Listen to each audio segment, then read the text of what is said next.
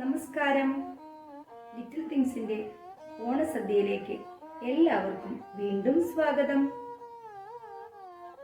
നമ്മൾ ഇഞ്ചിക്കറി ഉണ്ടാക്കി കഴിഞ്ഞു അല്ലേ? എല്ലാവർക്കും ഇഷ്ടപ്പെട്ട് കാണുമല്ലോ.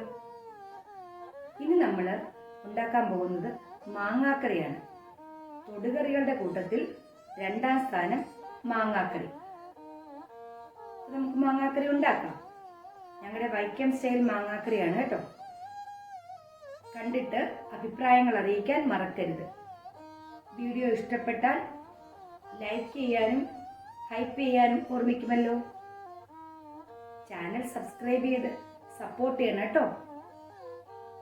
അപ്പൊ എല്ലാവരും റെഡിയല്ലേ? നമുക്ക് മാങ്ങാക്കറി ഉണ്ടാക്കിയാലോ. ഓണവിഭവങ്ങളിൽ മാങ്ങാക്കറിക്കുള്ള സ്ഥാനം പറയണ്ടല്ലോ.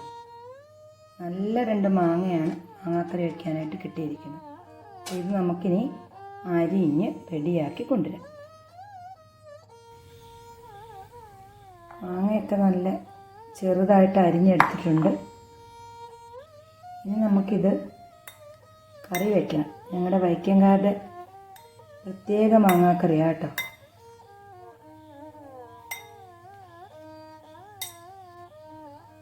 ഒരു സ്പൂൺ ഉപ്പും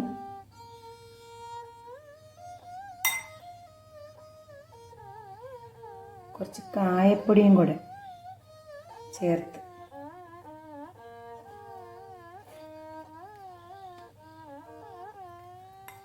നന്നായിട്ട് മിക്സ് ചെയ്ത് വയ്ക്കണം. ഈ മാങ്ങ നന്നായിട്ട് ഉപ്പും കായൊക്കെ പിടിച്ച് നല്ല ടേസ്റ്റാണ്. എന്നിട്ട് വേണം നമുക്കിതിൻ്റെ പൊടികൾ ചേർക്കാൻ. പൊടികളും ഒരു പ്രത്യേക രീതിയിലാണ് ഉണ്ടാക്കുന്നത്. നമുക്കിതൊന്ന് ഉപ്പും കായൊക്കെ പിടിച്ചു വരട്ടെ.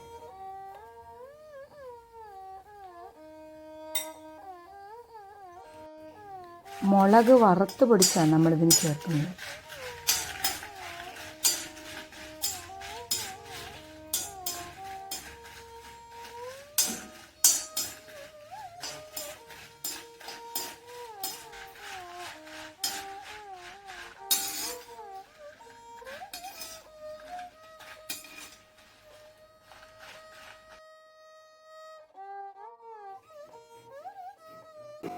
മാങ്ങാക്കറിക്ക് ചേർക്കാനായിട്ട് നമ്മൾ ഈ വറുത്ത് വെച്ച മുളക് പൊടി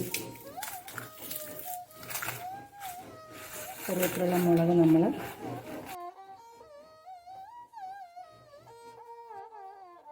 ഇനി ഇത് നമുക്ക് തീരെ നൈസായിട്ട് പൊടിക്കരുത്, തരിതരിയായിട്ട് പൊടിച്ചെടുക്കണം.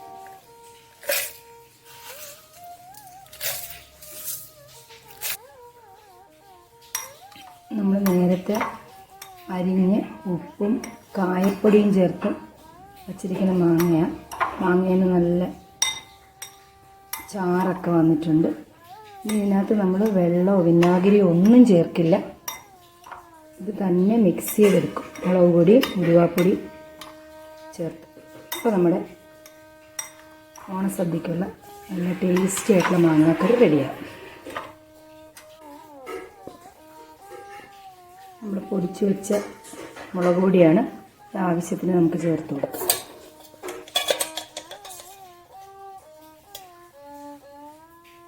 രണ്ട് സ്പൂൺ ചേർത്താൽ മതിയാവും. കുറച്ച് മാങ്ങയിലേ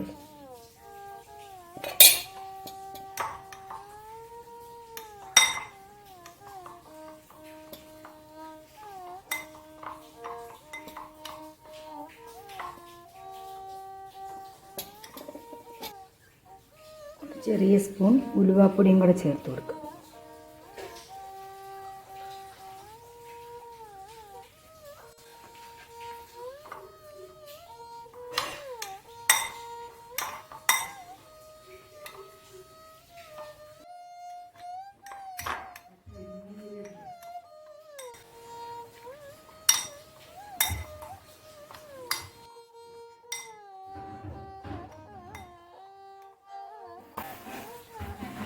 ഇലയിൽ വിളമ്പാനുള്ളതല്ല, അപ്പോൾ ഒത്തിരി വെള്ളം വേണ്ട.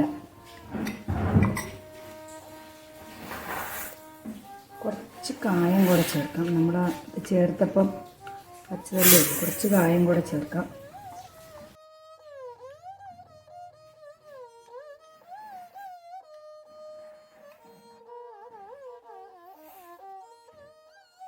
കുറച്ച് ഉപ്പും കൂടെ ആവും.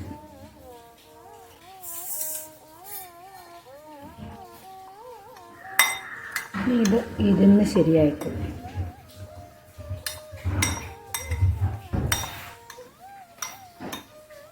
വറുത്ത് പൊടിച്ചുകൊണ്ടാണ് നമുക്ക് ഈ കളർ വന്നിരിക്കുന്നത്. ശരിക്കും ഈ സമയത്ത് നമുക്ക് മാങ്ങ ഇല്ലാത്തതല്ലേ, വരവ് മാങ്ങയല്ലേ, അതിന് പുളിയൊക്കെ കുറവാണ്. അപ്പോൾ നമ്മളിങ്ങനെ വറുത്ത് പൊടിച്ച് ചേർക്കണതാണ് ടേസ്റ്റ്. പിന്നെ ഇല വിളമ്പേണ്ട കാരണം അധികം ചാറും വേണ്ട.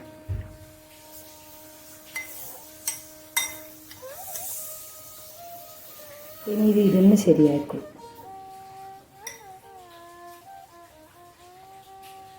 ഓണസദ്യക്കുള്ള നമ്മുടെ മാങ്ങാക്കറി റെഡി ആയിട്ടുണ്ട്.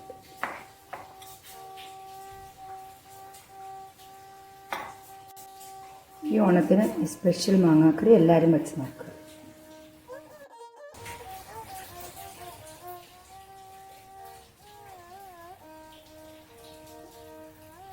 നമ്മുടെ മാങ്ങാക്കറി ഓണസദ്യക്ക് വിളമ്പാം അല്ലേ.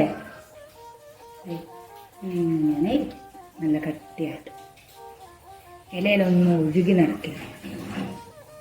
അപ്പോൾ റെഡിയല്ലേ? എല്ലാവരും ഈ ഓണത്തിന് ഈ മാങ്ങാക്കറി ഉണ്ടാക്കണം കേട്ടോ. ഓണസദ്യക്ക് വിളമ്പാനുള്ള അടുത്തൊരു വിഭവവുമായി നാളെ കാണാം.